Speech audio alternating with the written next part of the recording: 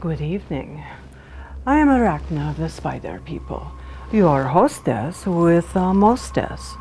And welcome to Beware Theater, because this be where you're gonna see some really bad movies.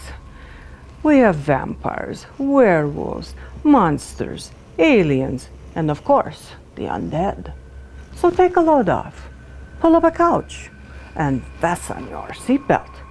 It's gonna be a creepy night. Tonight, we watch 1933 old dark house thriller, Night of Terror, also called He Lived to Kill. This movie was based on a story by Willard Mack, directed by Benjamin Stoloff, produced by Columbia Pictures, and starred Bela Lugosi on loan from Universal Pictures. You know, Bela had been very successful with Dracula a couple years before, and because of that success, he had top billing in this movie. But unfortunately, he only had a supporting role in this movie. And rumor has it, Bela had filed for bankruptcy, and because of that, he was doubling up, which means he was doing this movie at night and filming another movie during the day so he could pay his debts off faster. Also, the violent nature of the murders in this movie are considered to be the precursor of today's slasher movies, even though we don't see any slashing in this movie, thank goodness.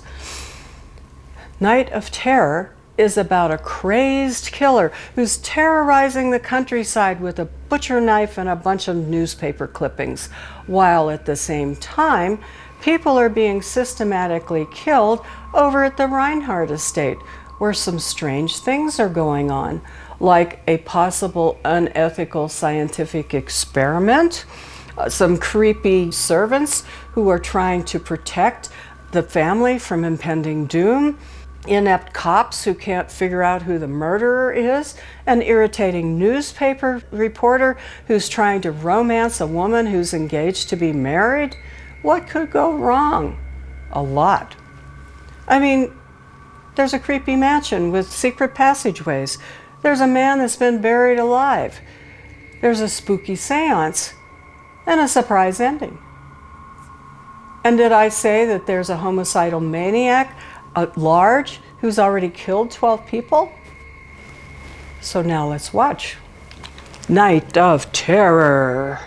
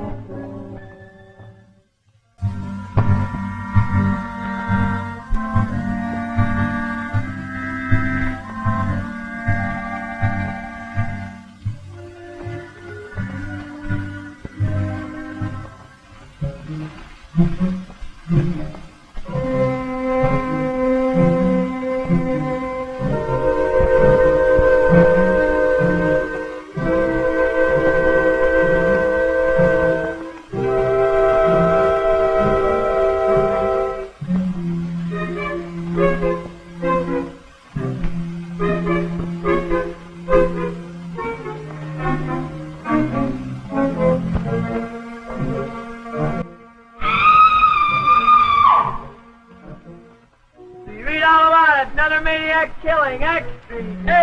Hey, mister? This is an outrage. A young boy and girl stabbed to death. Why don't the police catch this man? But haven't the police any clue? Yes. He always leaves newspaper clippings pinned on his victim's body. Don't you think it's strange that... He kills only after sundown. 2 more tonight. How many has he killed so far? 12. No one's safe. Who'll be the next? What's the cops got to say? We'll have this maniac dead or alive in 24 hours. You can print that in your newspaper. What again? He gave out that same statement 3 days ago. Hey, Bailey, do you know what he looks like? He's got the distorted face of a madman. He's about 5'11". When last seen, he wore a dark suit and a slouch hat. He is believed to be somewhere in the vicinity of the Post Road and the Reinhart estate.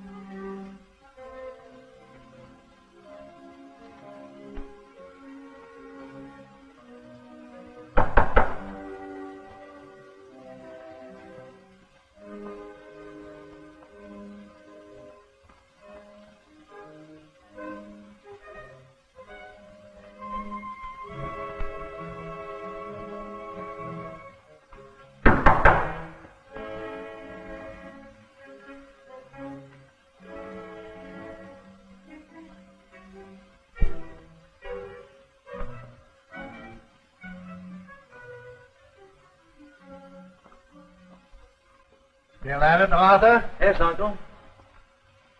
You know, I haven't seen you since you read your paper before the academy this morning. I intended to come to your room later. Tell me, my boy, what did the old graybeard say when you made the startling announcement that you planned to allow yourself to be buried alive? It came as a bombshell. I told him of my discovery for producing a suspension of animation and respiration. I told how, after injection of the fluid, life existed without the need of oxygen. I can see them bobbing their heads and waving their beards like a lot of old nanny goats. To be able to live without breathing. That's what it is. Old Adams challenged it. Yeah, of course he would. I can hear him. Of what possible benefit to mankind would it be for a person to allow himself to be buried alive? Exactly. And I reminded him of miners trapped in cave-ins, of sailors who had perished in sunken submarines. But my discovery will prevent these tragedies. What did they say then? Oh, they were disappointed because I wouldn't reveal my formula and present it to the Academy. Reveal it? Why should they expect that? When you refuse to tell even your old Uncle Dick? Oh, please forgive me, Uncle Dick, for not making you a confidant in my experiment. There's always a possibility of failure.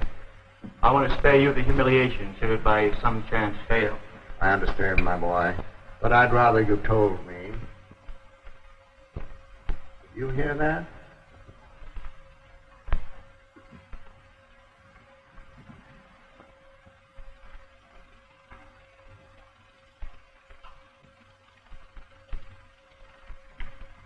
Degas. How is it that every time I turn around I find you snooping about?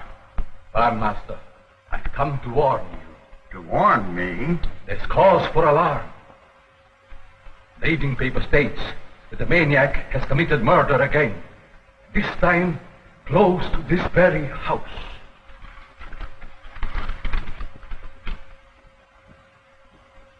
Has Mary returned home? No, Master. Did Seeker accompany her? Miss Mary insisted on going alone. Oh, why is it that you two heathens will persist in allowing that child to have her own way? I begged, implored, beseeched you not to let her go out of this house alone. But neither one of you paid the slightest attention to me. Let me know the moment she returns. Yes, master.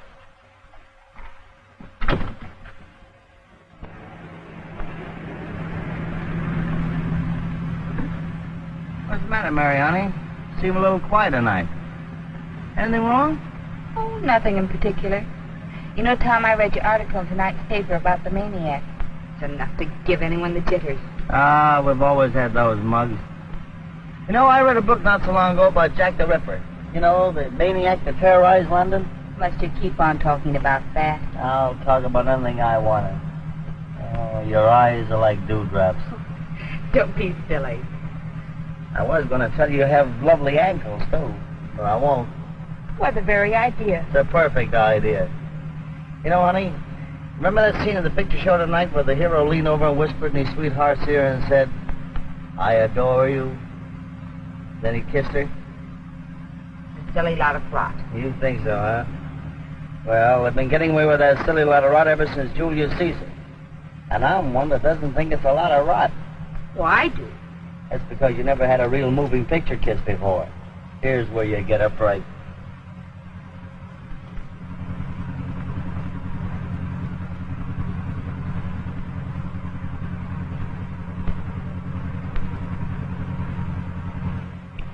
Why, what the idea? Your face is flushed. You seem more animated. In fact, your breath's a little short. Now, you listen to me, Tom Hartley. What you did just now proves to me that you're nothing but a common roughneck newspaper man. I don't understand how I ever became interested in you. And I can't understand how you became interested in that goofy guy who spends 20 hours a day in a laboratory looking into electric light bulbs. Don't you dare say such things about Arthur Hornsby. He's a very brilliant man. I want you to know I'm engaged to marry him.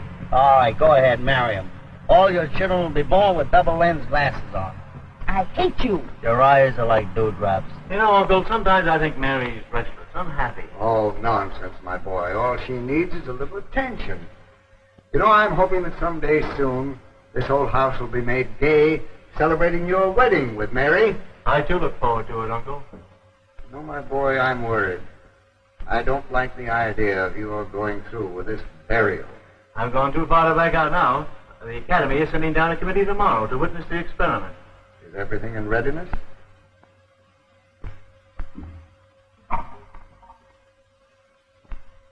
There's the box waiting for me. I told the gardener to dig the grave tonight so as not to attract attention.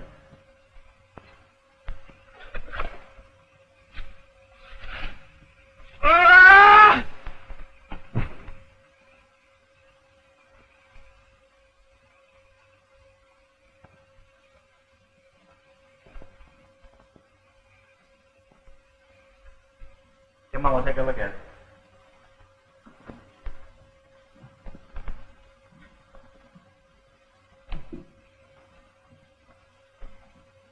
You see? He's finished. Yeah.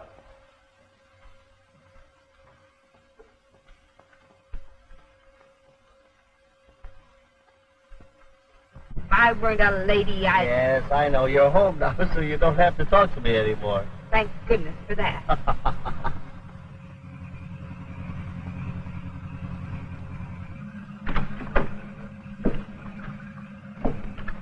Martin, take Mr. Hartley back to the newspaper office. Don't bother, Martin. I'll walk. Walk? Yeah, this is the one time the man's going to walk back. Oh, Tom, please don't walk back. It's dangerous with that maniac at large. The way you made me feel, I'd like to meet that maniac right now.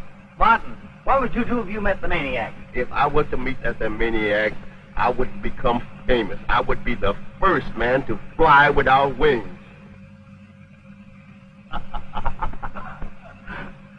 Honey, I still think your eyes are like dewdrops. I'll be seeing you.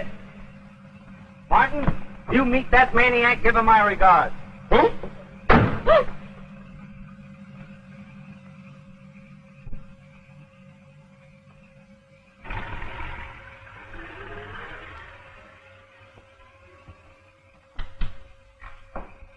Good evening, Degas. Good evening, Miss Mary. Where's my father? He's in the laboratory. Thanks. Pardon, Miss. May I speak? Of course, Degas. I want to warn you of danger. The man who kills is near. Do not leave the house at night.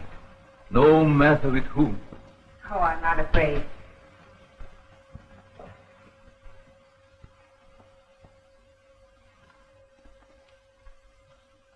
Sika!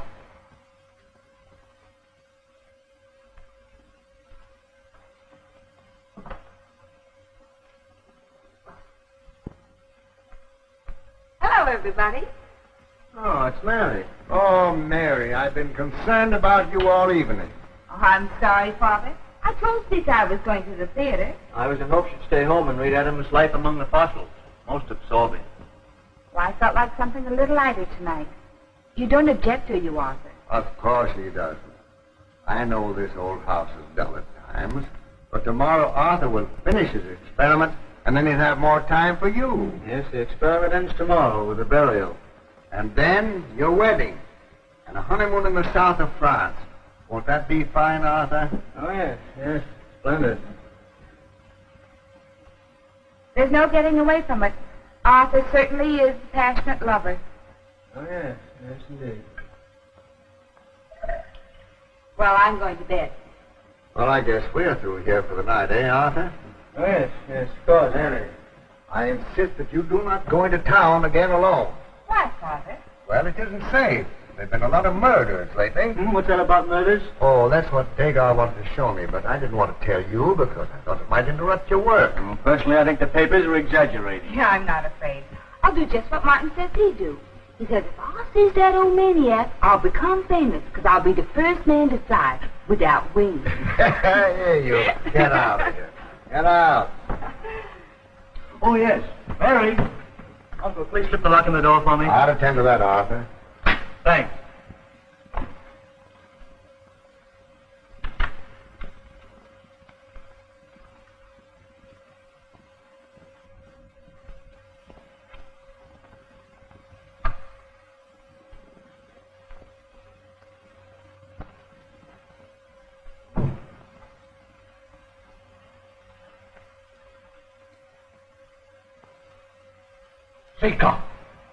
Sika, look at me.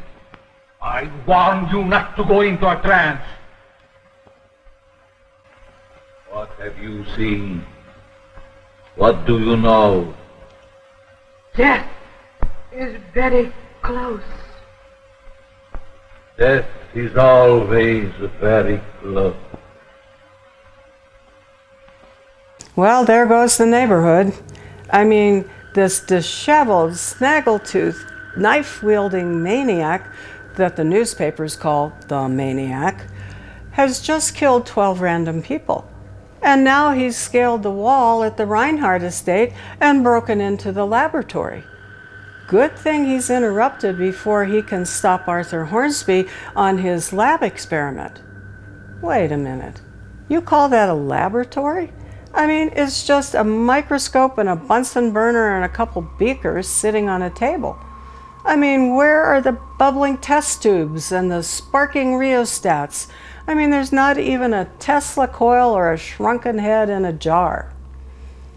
Well, what Arthur lacks in equipment, he makes up in his audacious experiment, because he is planning to be put into suspended animation, buried, dug up, and revived after 8 hours.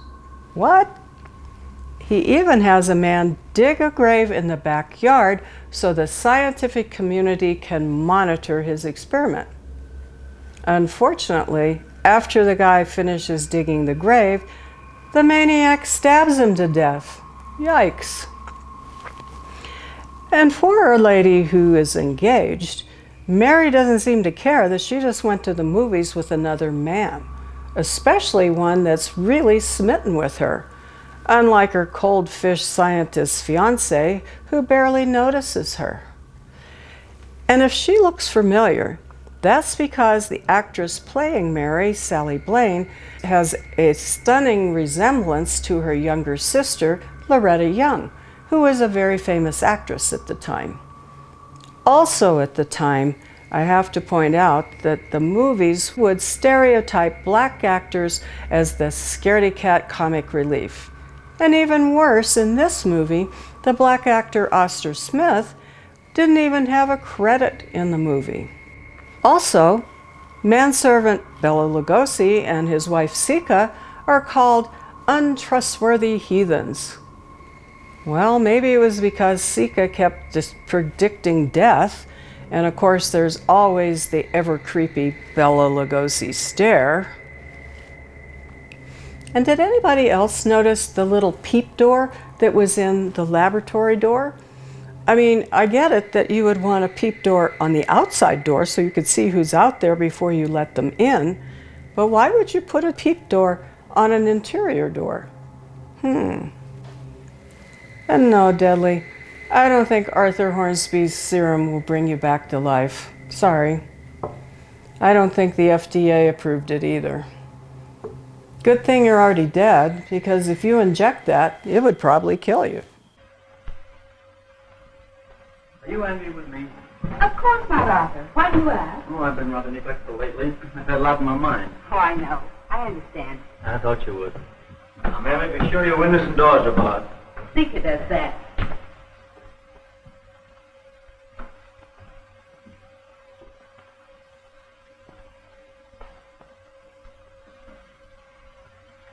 Good night, Mary. Night, Arthur. Night, Uncle. Good night. Mary, did your ears burn tonight? No, Father. Why? Well, they should have, because Arthur and I have been talking about you. Something nice? What else could it be but nice? Good night, Father. Good night, dear.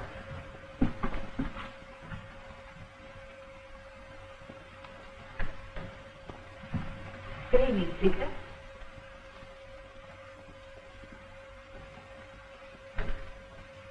And did my little miss have a pleasant evening? Oh, not very. I was bored. You cannot fool Sika. Tonight I had the feeling that you were very happy. Don't tell me you've been going into another one of those trances. No, but Sika sees many things. Tell me. What else did you see? Trouble, sadness, and death. Gathering all about, like clouds over the moon. Oh, don't, Sika. You make me feel all creepy. Do not fear, little miss. There is much love and happiness for you.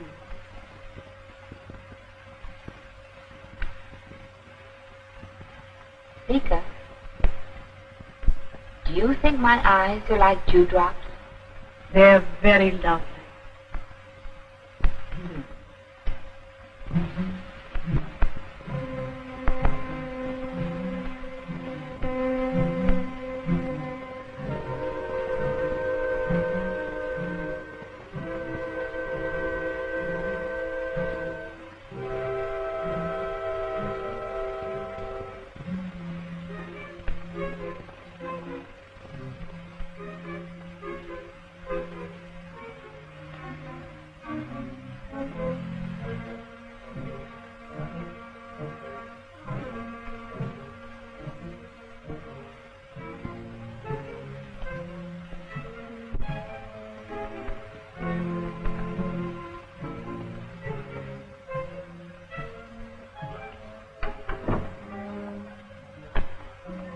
What are you doing here? I heard you walking up and down, Master. Thought you might want something. No, I don't want anything. Perhaps you'd like the evening paper? No, there's nothing in the papers. Nothing but murder. Ah.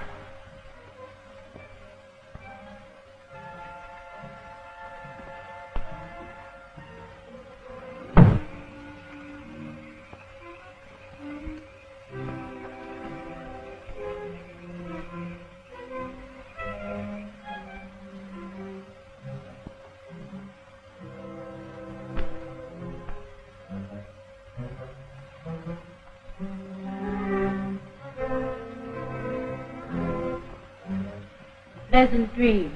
Thank you. Good night.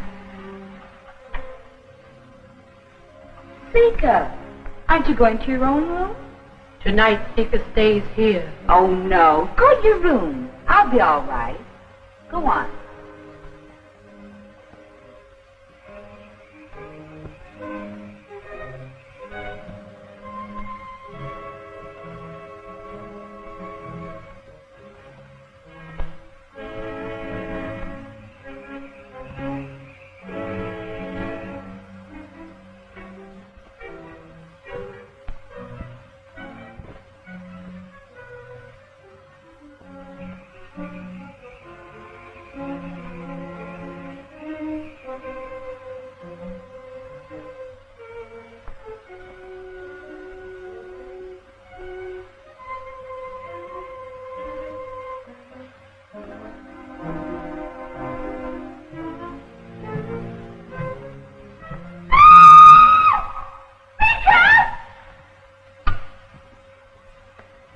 Somebody, what is it? What happened? Oh, a terrible face there at the window.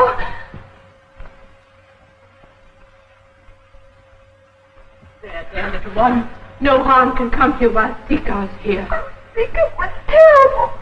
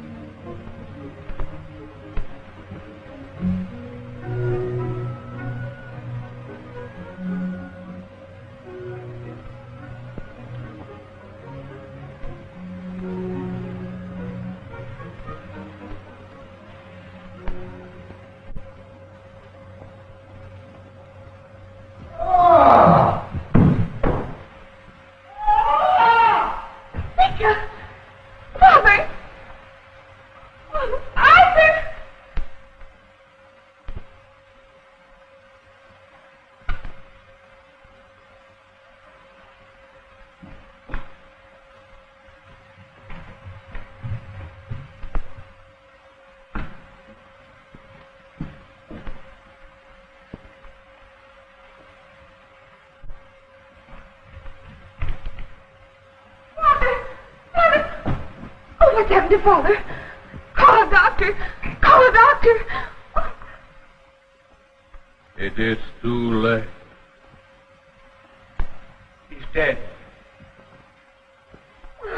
There, little miss.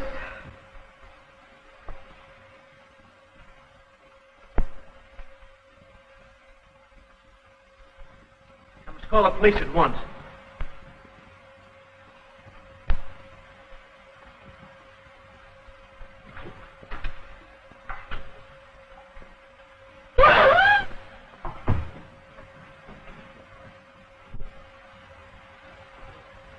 Hello. Operator. Operator, give me police headquarters, quick. Hello?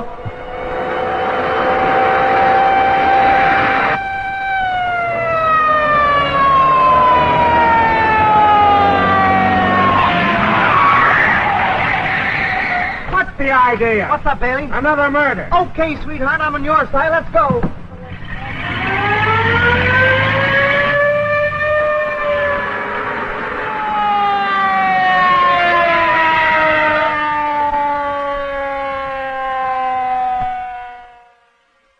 I got this thing all figured out. It's the maniac's job. I'll run him down. You never run down anything but your heel. I know a heel I ain't run down, but I'm going to knock him down.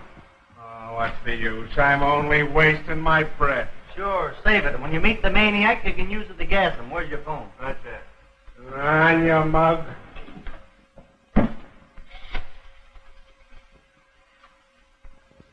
Rescue 0191. Yeah. Hello, night desk? Hartley talking. Another maniac murder? Yeah, sure, I'm sure. What do you think I read in the almanac? I get this. Professor Reinhart murdered in his own home. Yes, same clues.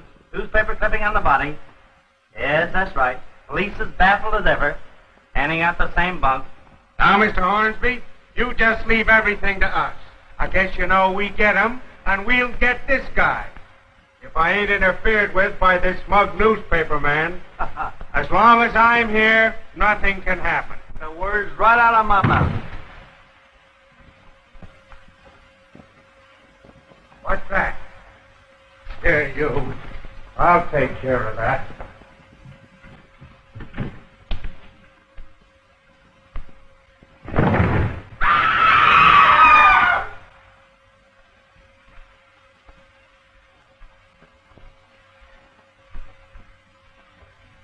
Two right here in one night.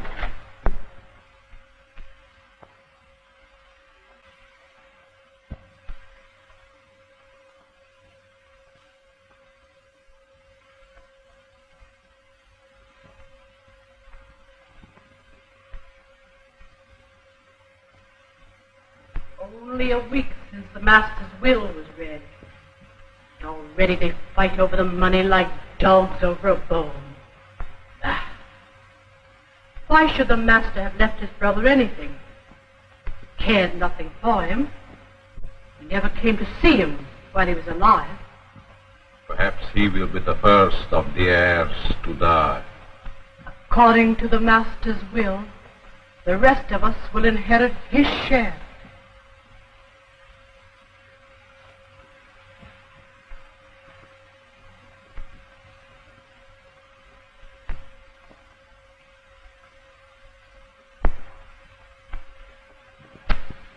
I think your brother was an old fool. Just a minute. After all, he was my brother. That didn't keep him from being a fool. Think of it, including servants in his will. I'm disgusted. Well, don't be disgusted out loud. You don't know who might be listening.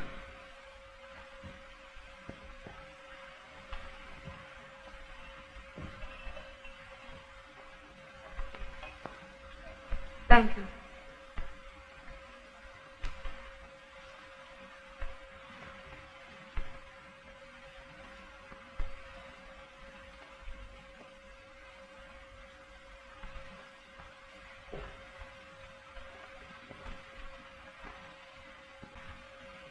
I wouldn't put it past that heathen to poison us.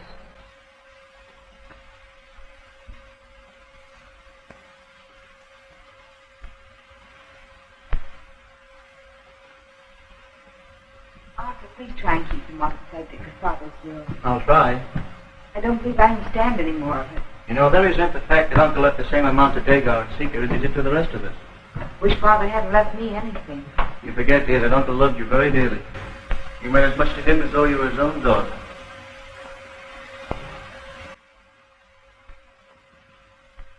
Arthur, Sarah and I have just been talking about Dagar and Seeker. Oh, please, Uncle John. This is important, Mary. We think you should get rid of Dagar and Seeker at once. They're not to be trusted. How can you say a thing like that? They've been in this house for 15 years. My uncle was very fond of them. I couldn't send them away. But do you realize that if anything happened to us, if we should mysteriously die, our share would go to these two servants? How dare you insinuate that Dagar or Seeker would harm any of us? They're devoted to us. But my brother wasn't in his right mind. To think that he established a pension of $100 a month for his colored chauffeur. Mr. Arthur. Martin, I want you to meet the 8 o'clock train. Some gentlemen are arriving to stay overnight. Yes, sir. Mr. Arthur, excuse me. Could I ask you a question that's been circulating my brain? Sure, Martin. What is it? About your uncle's will. He left me $25 a week as long as I live. That's right, Martin. As long as you live. As long as I live. That's what makes me feel so nervous. If it's any way that you all can legally take me out of this will, I will appreciate it. Oh, I see. You want to be disinherited, huh? Yes. In a way speaking. Go on. Meet that train. Oh, yes, sir. I just sent Martin down to the station to meet the committee from the academy. I've never heard of anything quite so mad, Arthur. He's buried alive. I'm sure the authorities will interfere. That's why I swore you all to secrecy. I can't afford to have any interference. But I, for one, will remain in my room until it's all over. Arthur, I was in hopes of witnessing the demonstration. That's agreeable to me, Uncle. Thank you. Dinner is served.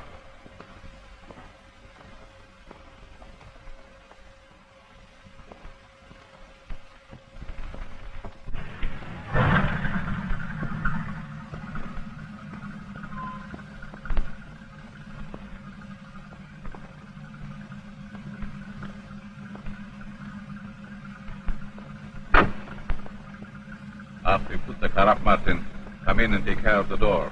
I'm going to be busy tonight with the master.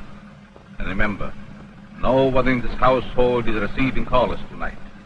Yes, sir. Yes, who was those gentlemen? Ain't they look like undertakers? I advise you not to be too curious.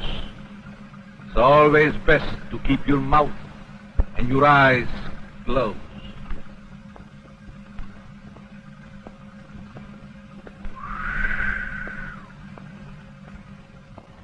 My one regret is that my uncle, Richard Reinhart, is not here to witness the experiment. This research was made possible by his great generosity. It is to his memory that I dedicate my formula, the Reinhart discovery. Your sentiments are very noble. Young man, do you realize the possibility of disaster in so hazardous an experiment? And have you provided that the Academy be absolved of all blame? Yes. This paper is prepared in case of my death. That should be about 125 degrees Fahrenheit.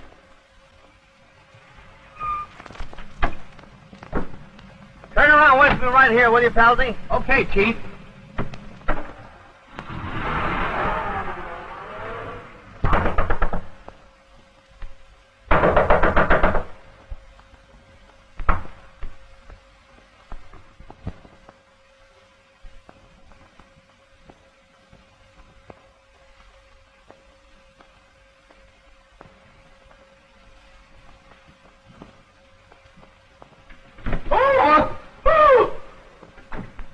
Tom, I thought you were that the maniac man. The hat, Mark, the hat. Don't you worry about that maniac, man. He just suddenly disappeared in the thin air. I suppose he just went out of people to kill, and naturally he had to kill himself. Oh, Martin, what a detective you'd make. Listen, is this Mary in? Oh. Don't lie. Come on. No more gin. Well, she told me to tell you that she ain't at home. Well, I'm telling you to tell her that Mrs. Hartley's little boy Tom is down here this year. She'll see me all right. Go on.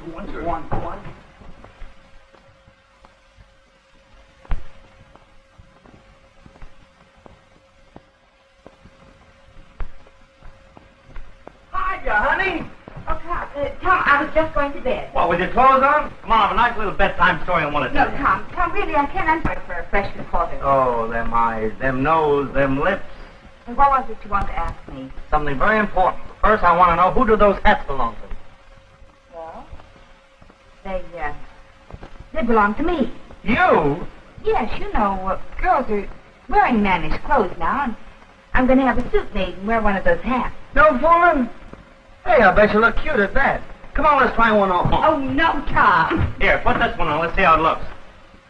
No, I can't say I exactly care for that. Doesn't seem to fit, does it? Well, yes and no. Looks like it was made for a couple other fellows. I think it makes me look effeminate. Well, maybe you can get away with it. Here. Try it on this way. Uh-oh. Now I gotta buy you a horse. Tom, really, it's getting late. Would you think it rude of me if I asked to be excused? Yes, I think it'd be darn rude. You refuse to talk to me on the telephone. Now I'm here. I'm going to make up for lost time.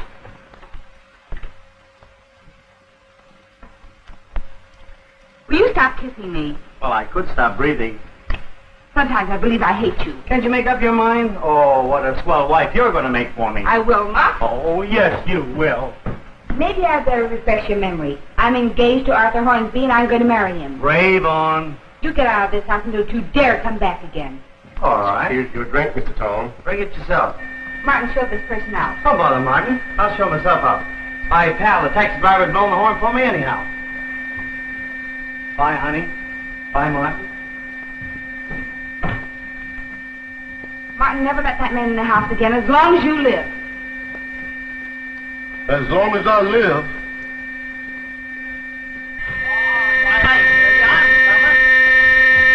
Take it easy, will you? Take it easy. I hear you. I'm coming. Say, lay off that horn, will you? Hey, what's the matter? What happened to you? Maniac. Oh, another one. Push over, pal. Don't you worry, I'll take you to the hospital there in a minute.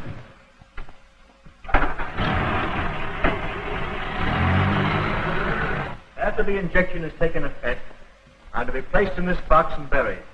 Now, please remember, gentlemen, it's imperative that I be revived after 8 hours. Are you of the opinion that 8 hours is the longest period of time you could remain underground? What would happen if you remained buried more than 8 hours? I believe it's safe for me to remain entombed for 8 days if necessary. Depends entirely upon the amount of fluid injected before the burial. 8 hours would be sufficient proof of the validity of your experiment. This is the restorative. My life depends upon the prompt injection of this fluid after the expiration of 8 hours. It's to be placed in this cabinet.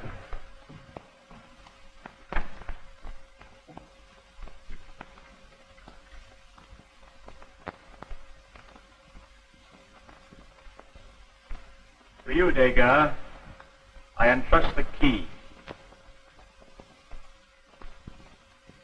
I shall guard it faithfully, master.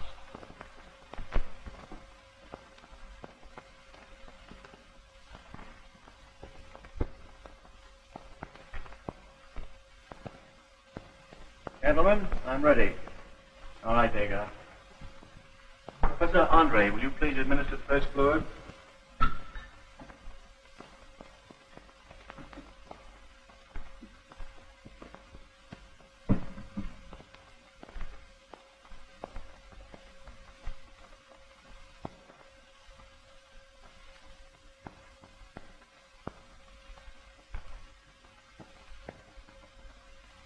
So even though Sika creeps out Mary by telling her she sees trouble and sadness and death all around her, she says she also sees much love and happiness. Well, that kind of a mixed message right before you go to bed has got to give you nightmares. But before Mary can even go to bed, the maniac tries to break into her bedroom. She screams and the maniac runs downstairs to the lab where the professor is trying to sneak a peek at Arthur's experiment, and the maniac stabs the professor and runs away. Well, when the clueless cops show up, they hear a knock at the door. So they open the door, and surprise, the newly dead gravedigger drops in literally. And he's got the maniac's calling card pinned to his back. And that is a headline from the newspapers about the maniac. And then when Tom Hartley shows up to check on Mary, he finds out that the taxi driver he left back at the curb has also been murdered by the maniac, and he's got the newspaper calling card on his back. So answer me this. Is the maniac running around with a big old butcher knife and a stack of newspapers? So now that the professor is dead, his fortune needs to be divided up. So his estranged and not so nice brother and his horse-faced wife show up for the reading of the will. And they're not very happy that some of that money is going to go to the servants. Well, realizing the jeopardy he's in, the chauffeur Martin says, "I don't want any part of the will. Take me out of the will." Pretty smart, Martin, because those vultures would probably never let you have any money anyhow. And since Arthur has already invited some pompous muckety-mucks from the scientific community to come and observe his experiment and to verify that it's real, he starts right on time. And then he writes a note, he gives it to Degas and says, "Don't open this except on the event of my death." He takes the antidote serum, locks it in a cabinet, gives the key to Degas, and then he has one of the scientists shoot him up with the paralyzing serum. Nighty-night, Arthur. Good luck. What's that noise? Oh. What, Deadly? Yeah, I can wake you up at 5 in the morning. No, I'm not going to bury your coffin in the backyard. Should he risk the death sleep?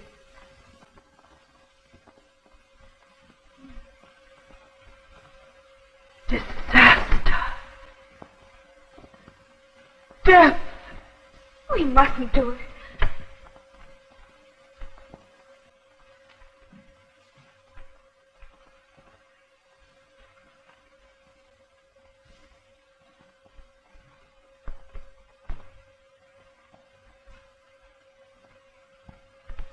Arthur, you mustn't. It's done.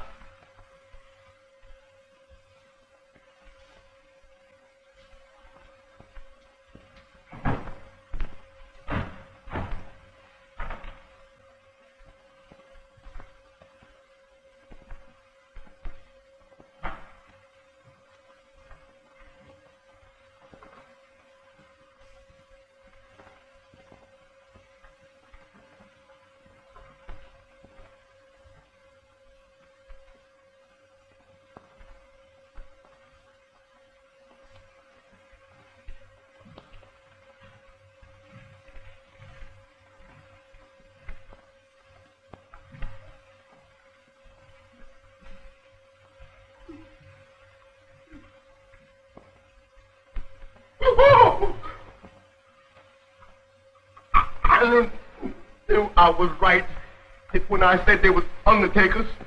Remember, you have seen nothing.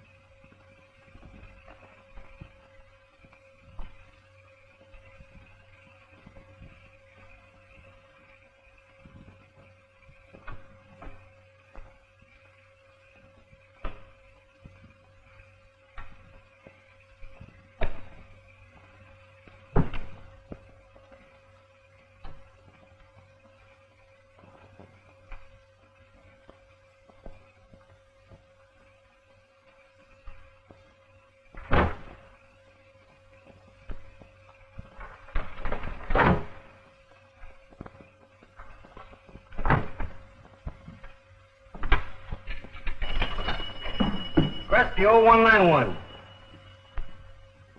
Night desk? This is Hartley talking again. The guy just died. Sure it was the maniac. You call the police. I'm still at the hospital. I gotta get right back there. Oh, boy, what a story. Just 9 o'clock. He is to be revived in 8 hours. That will be at 5 a.m. Well, gentlemen, I suggest that we wait in the house.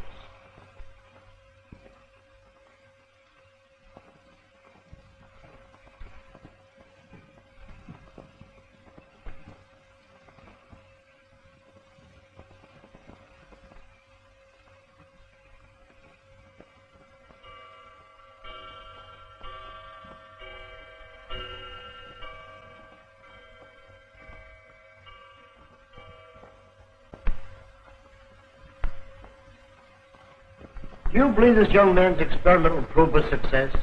Personally, I'm doubtful.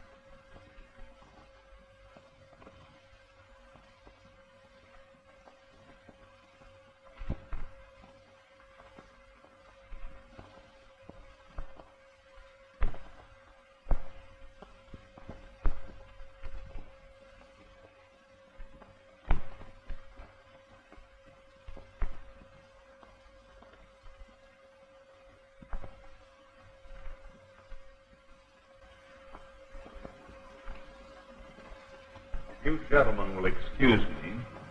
I'll retire to my room to wait. Certainly, Mr. Reinhart will excuse you. Thank you.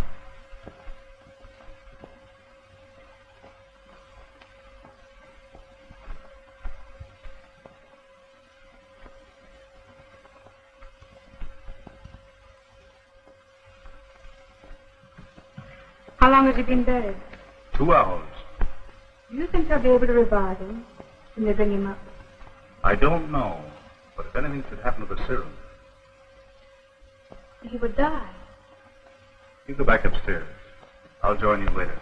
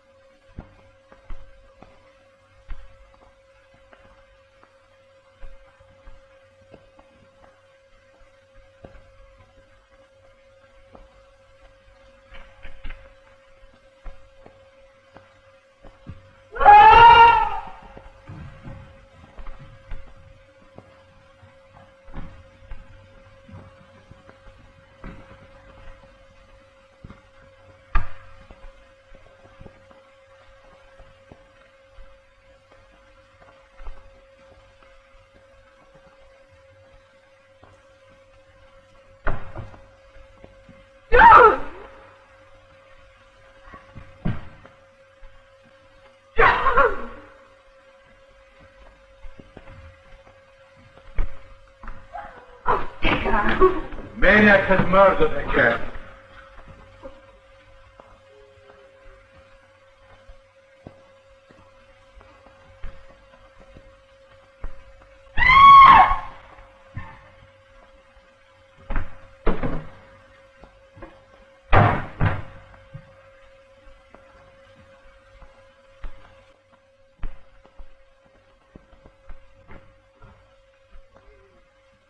What's happened here?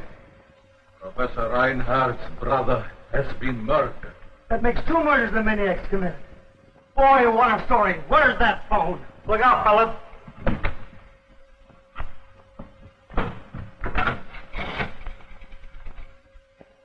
That's the 0191. I must call the police. Relax, they're on the way here now. Hello, night desk. Hartley again. Another murder in the Reinhart home. No. Besides the taxi driver. This time it's Professor Reinhardt's brother. Bye.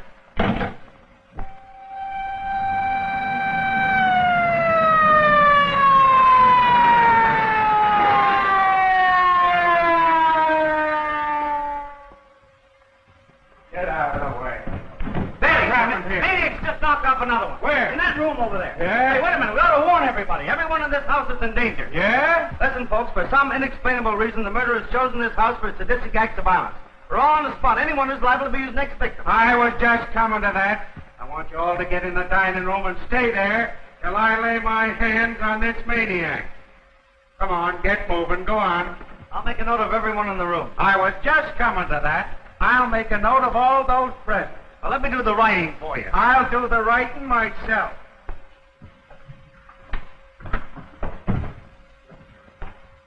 What's your name? Professor Gregory Bagolsky. What?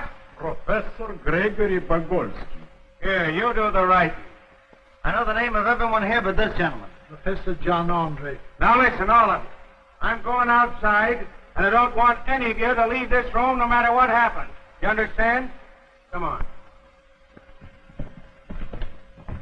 Fred, you stay here. Don't let anybody in or out without an okay from me. Savvy? Come on, you fellas.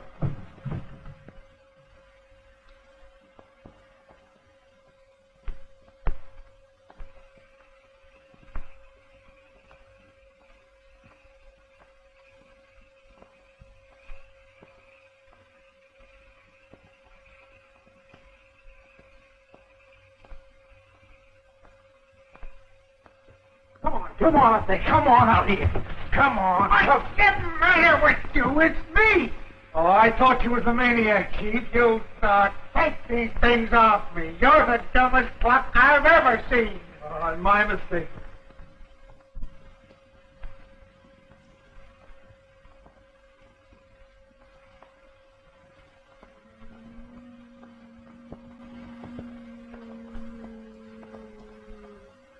What ails that creature? Sika, I forbid it. You hear me? I forbid it. Dagon. She may have something of importance to tell us. I forbid it. The man has murder in his eye. Quiet, please. Dagar, for my sake, permit the seance. Will everyone please help Sika by taking the seance seriously? Mary, you don't believe in this junk. I do, Tom. Please try and help me. Professor Andre. If you'll excuse me, I'd rather not. I don't believe in this nonsense. Where am I going to put you? I don't care where you put me, just as long as you would put me next to a door. Martin, turn the lights out when I tell you. After the lights are out, do not put them on until I command it.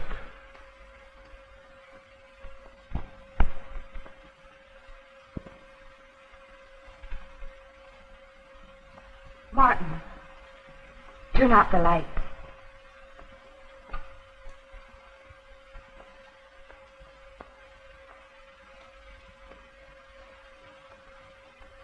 Everyone join hands.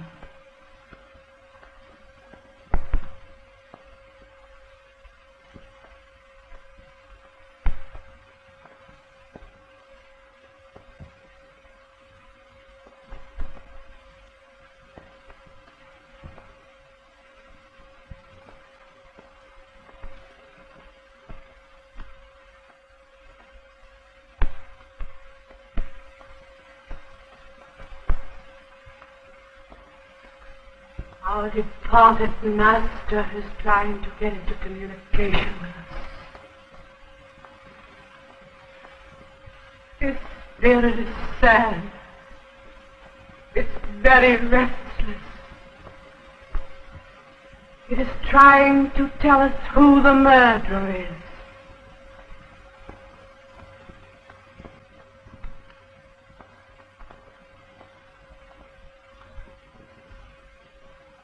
See the face of the murderer. It is a flame. I can't make it out. Sika, I forbid it. You hear me? I forbid it. Now I see the face. It's coming forward. It's the face of a madman. Stop! You hear me? Stop! The spirit will not be denied. Now I see it. It's very plain. Oh, it's... Let him go out of here! Let him go out of here! Sika, what happened?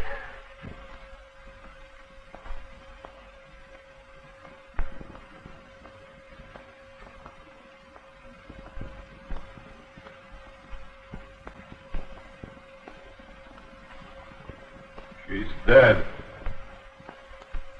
So the scientists take Arthur, put him in his coffin, put the coffin in the grave in the backyard, and they cover him up with dirt. And then they go back to the mansion to wait until 5 a.m.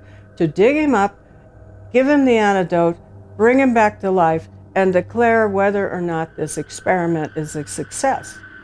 I mean, why the whole put Arthur in the ground and cover him up charade? Why didn't they just put him in an airtight container like a Tupperware for 8 hours, then revive him? But during this downtime, Brother John Reinhart steals the key from Dagar for the cabinet where the antidote is. And my guess is that he doesn't want Arthur to wake up. But before he can get the antidote, somebody stabs him to death. Was it the maniac? Who knows? So Tom Hartley calls the cops back to the mansion yet again for yet another murder. I mean, I've lost track. I mean, we started with 12 and who knows. But unfortunately, the cops are so incompetent that Tom has to pretty much take charge of the whole investigation. And Sika seems to have an in with the supernatural because she keeps getting all these messages about death and destruction. And Dagar, he tries to shake some sense into her and forbids her to go into trance and get these messages. But apparently the spirits want to be heard, and they want to be heard now. So they perform an impromptu seance, and she's getting a picture of who the murderer is, and the name is coming, and then, bam, somebody stabs her through the chair. I mean, why would somebody stab somebody through the chair and leave the knife in there? Well, maybe it got stuck. Oh, I don't know, Deadly. All right, I'll hold your hand in a seance, but you gotta leave the lights on. I don't want anybody sneaking up on us, okay? Oh.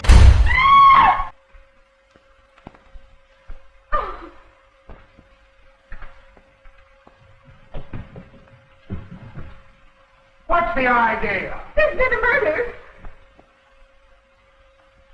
You mean to tell me the maniac come into this room, killed her, and got away without any of you seeing him? The lights were out. What's the idea of the lights being out? You were holding a seance. Well, you picked a fine time for it. People being murdered and you're playing games. Got to figure out how the maniac got in. Bailey, this wasn't the maniac. There's no newspaper clipping. That's proof of it. And what's more, he couldn't get in this room without us knowing it. Everybody take your places at the table just as you were when it happened. Come on.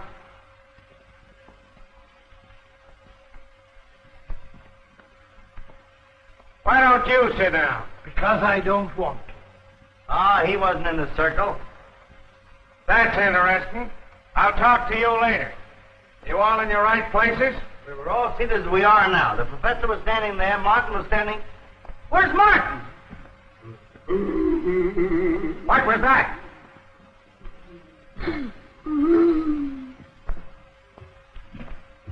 How did you get there? I don't know, boss. All I know, I was coming in here and making a door where there ain't one. Come on out of there. All right, now. Who sat here?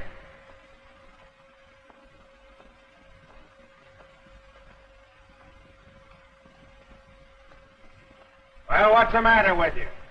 You all dumb? Who sat here? What are you all holding back for? I'll tell you. It was Dagar. You act as though that explained the murder. It does. Well, now we're getting somewhere. Bring him over here.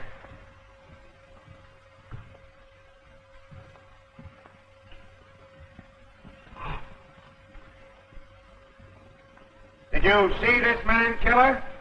He was right next to her. Twice he warned her not to divulge the name of Reinhart's murderer. When she insisted, he killed her. Sarah, don't be ridiculous. Never mind that.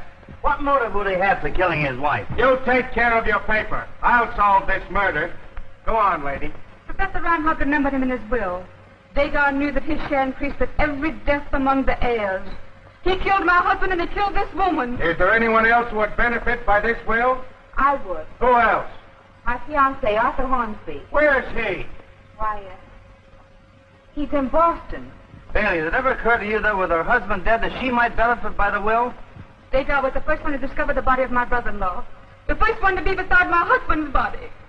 Officer, you can take my word for it. This man had nothing to do with any of the murders. Get out. It's an open and shut case. This mug was out to murder all of you. Put the cuffs on him, Dooley. Come on. I'm taking you to headquarters. You stay here and watch the body. Boss, he don't need no watching.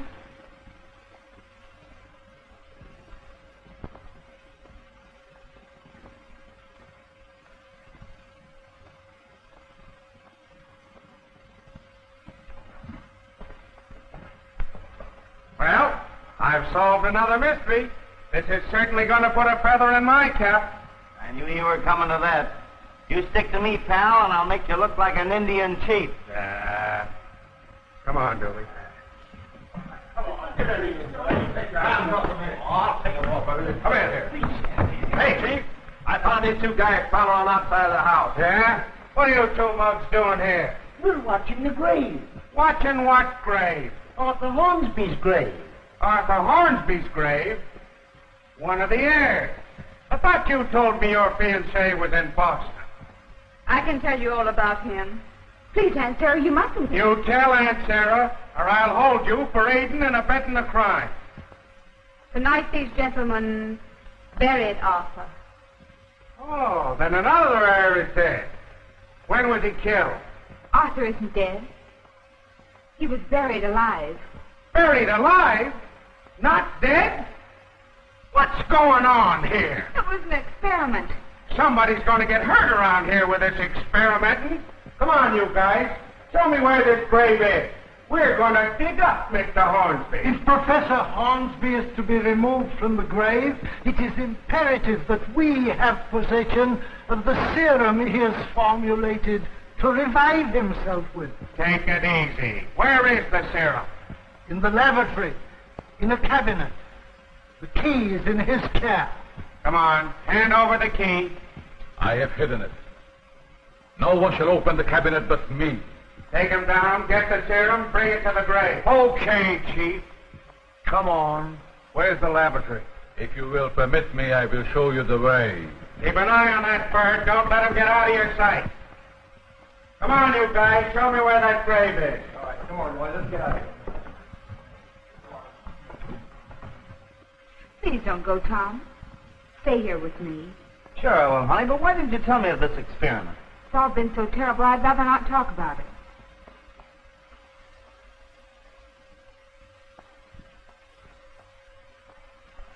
All right. Come on, keep moving. Show us where that grave is. Experiment, no? Buried alive. I'll get to the bottom of this thing. Come on, get moving. All right, where is it? There it is. All right, get busy digging. Get a hold of one of those shovels. You too. We'll find out about this thing.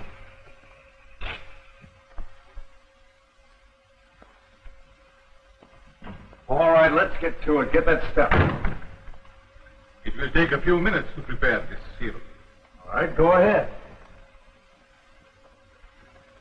Will you remove the handcuffs, please? Nothing doing something. What do you think I am, a sucker?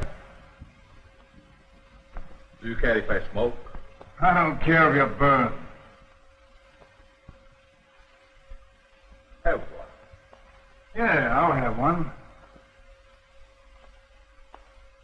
What kind of a cigarette is this?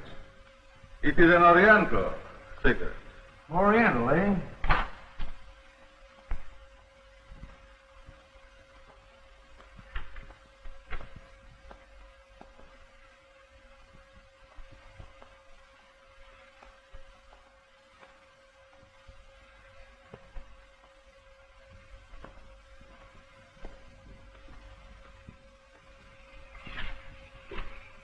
See what's holding up Dooley. You go get that serum and bring it here. We'll be ready for it in a few minutes. Right, Chief. Faster.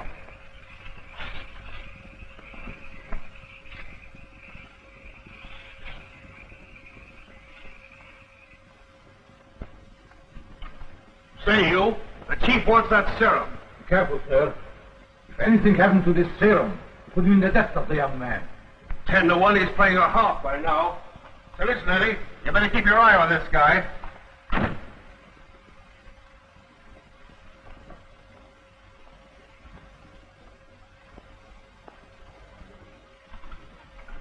Honey, I've got to be getting out there. I want to get that story. I wish I could go with you. Honey, I wouldn't want you there when they take him up. Stay here. I'll be right back.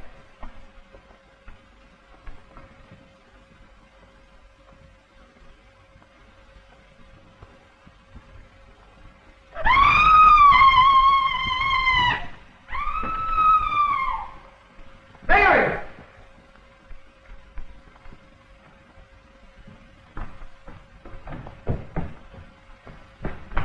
Mary!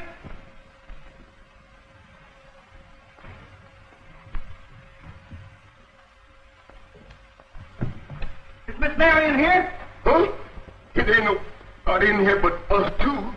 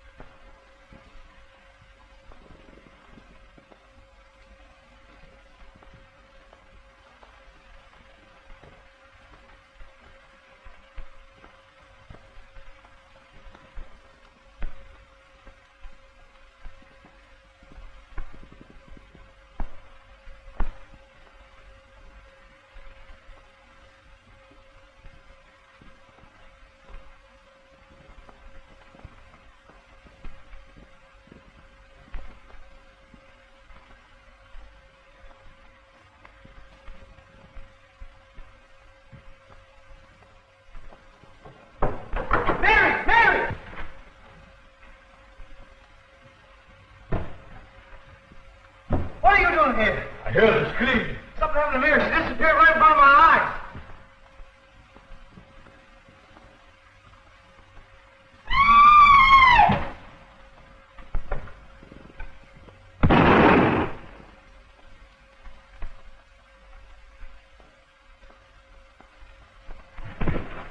Maniac.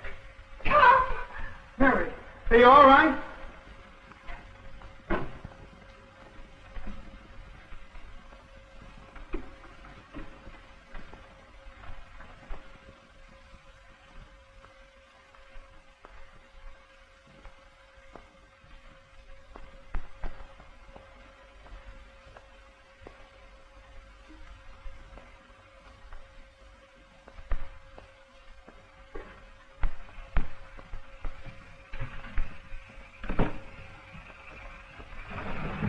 Now move out of the way, everybody. I'll open the coffin. Are you ready with the serum, Professor? I have it here. Give us a hand there, Mac.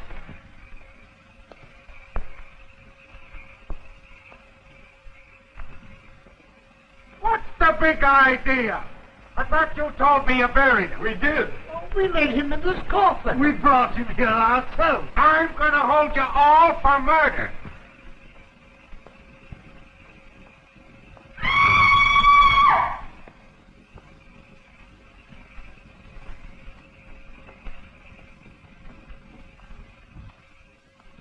Come on, help him out of there. Grab onto him. Hold to him. Don't let him go. Get a hold of that guy. Come on. Here is the man you want for murder. Arthur! Are you trying to tell me that this is the maniac? Maniac is dead. Killed by Mr. Tom. Then who's this guy? This is Arthur Hornsby. The buried alive gink? He's the murderer of Professor Reinhart and John Reinhart and Sika.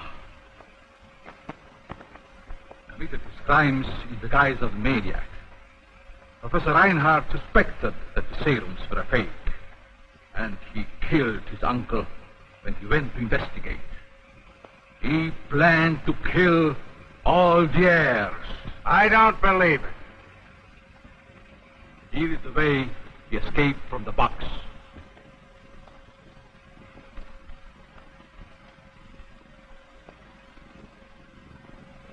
Then he crawled in through an old tunnel which leads to the basement of the mansion.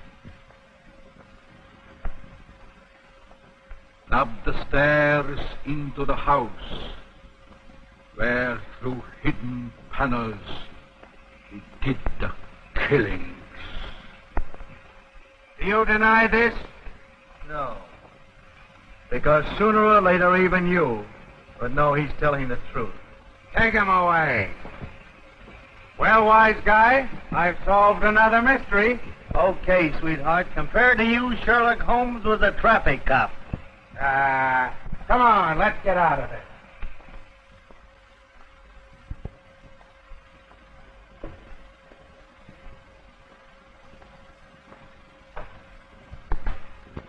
I am the maniac. Take heed. I am talking to you. And you. And you. If you dare tell anyone how this picture ends, if you dare reveal who the murderer really is, I'll climb into your bedroom window tonight and tear you limb from limb. I'll haunt you. Good night. Sleep tight. Pleasant dreams.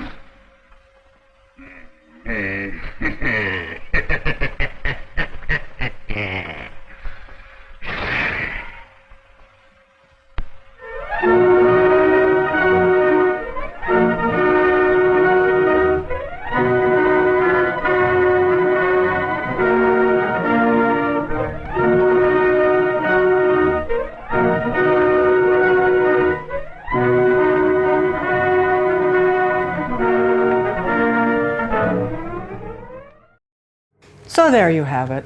Another monochromatic movie marvel, and better than I thought it was going to be. Well, at least better till the end. This movie teaches me that it's important to choose the right chair at a seance, especially if somebody doesn't want you to know what the spirits are going to tell you. This movie also warns me about talking about this movie. I mean, the maniac says he's going to come get you if you talk about the end of the movie and say who the murderer is. So is he talking about his murders or the other guy's murders? Because they're not the same. So until next time, or not, this is Arachna, the Spider People, wishing you nighty-night and reminding you to be careful when taking Oriental cigarettes from creepy butlers. It's always safer to grow and roll your own.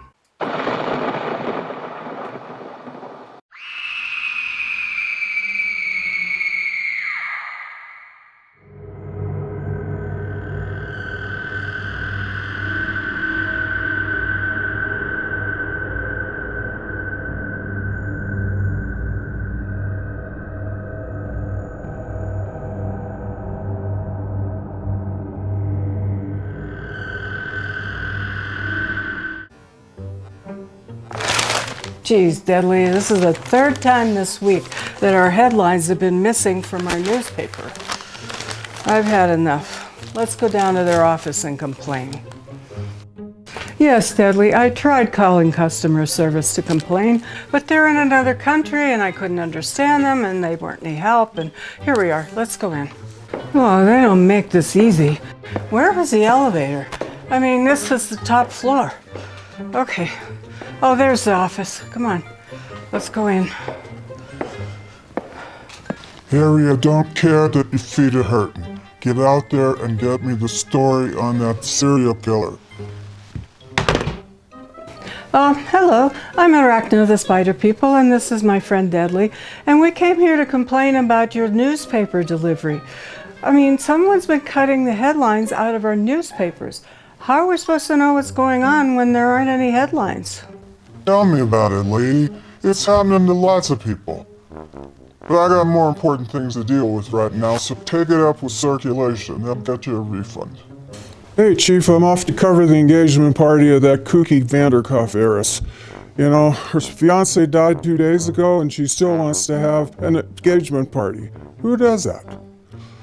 And by the way, I need a staff car. Mine won't start. Excuse me, do you mean Zelda Vanderkopf, that eccentric millionaire that lives outside of town in that creepy old mansion?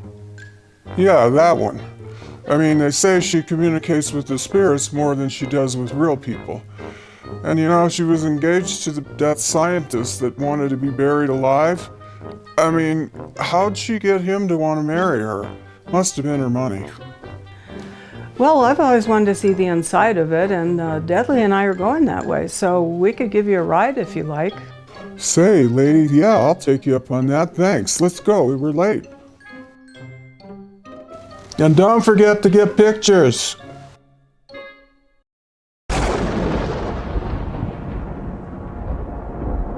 Wow, Deadly, this place is creepy.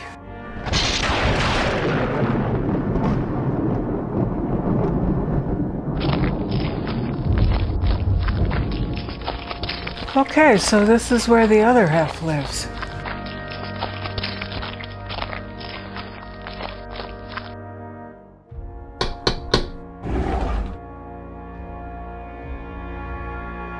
Charlie Chambers from the Daily Star. I'm here to cover Miss Vanderkopp's engagement party. You are late. Madam is expecting you in the parlor. You know, Deadly, that butler doesn't know that we weren't invited to the party. Let's crash the party anyhow, okay? What could go wrong? Please be quiet and take your places at the table.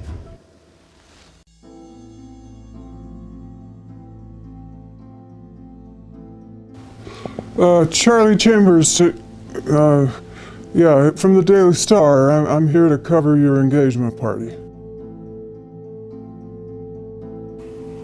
You are late, and I told you to come alone. But since you brought appropriately creepy guests, I will not object. Okay. Appropriately creepy guests? Please sit to my left. You two, sit to my right. And be quiet. How appropriately creepy do you have to be to go to an engagement party? And where's the cake? We shall begin the seance. Did she say seance? I mean, who throws a seance for an engagement party? Well, her fiancé is dead. No photos, no notes. So no photos, no notes. Okay. Then I'll tape record it. Lights out.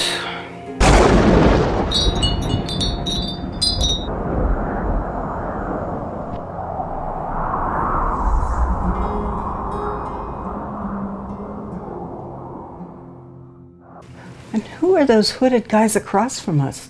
I mean, they just appeared. They weren't there before. I didn't see them come in. Be quiet. Okay. I'd say they're appropriately creepy. Okay. Everyone hands on the table, fingers apart, touching each other to make a circle. A circle of energy that we will not break for any reason.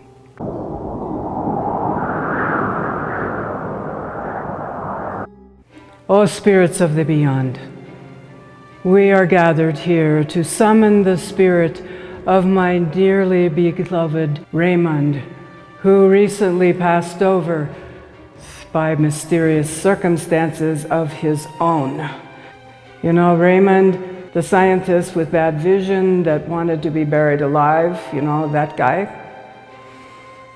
Spirits, please, bring him to me in physical form so that we can be together again. He is languishing out there in that space, neither here nor there. Raymond, come. Come to me, Raymond. Come, Raymond. Raymond. Raymond! Zelda? Zelda? Is that you? Can you speak up, buddy? I can hardly hear you. I want to get it on tape. Deadly, I never thought the crystal balls were real. But look. Am I dead? Last thing I remember is injecting myself with my serum. I guess it killed me. I messed up. Yes, Raymond, you are dead. And yes, Raymond, you messed up big time. I told you your stupid experiment wouldn't work, but no, you wouldn't listen to me. You never listened to me. You ignored me. You spent all your time in that stupid laboratory working on your experiment. And you wanted to marry me for my money so I could fund your experiment. That wouldn't work. So look where you are now, Buster. I should let you stay there and rot. No, honey, I swear, that's not true. I forgive you. Let's put it all behind us. Please come back to me. Come back to me so that we can be married and spend a lifetime together, happily ever after. Too late now, Zelda. I'll never come back to you. Yeah, I wanted your money to fund my research, but you know what? It's not so bad here. It's nice and quiet, and no one's nagging me. So, I'll stay right here. Goodbye, Zelda. Have a nice life. Raymond, over and out. What? What a story, what a story. Boy, what a supernatural brush-off. How dare you dump me? How dare you, you cold fish fake scientist. My uncle warned me about you. Oh, Raymond, please don't dump me. Oh, no, Raymond. Oh, no, I'll never get married now. I'll never get married. Oh, Raymond, please come back to me. Raymond. Oh. No one's gonna believe this story.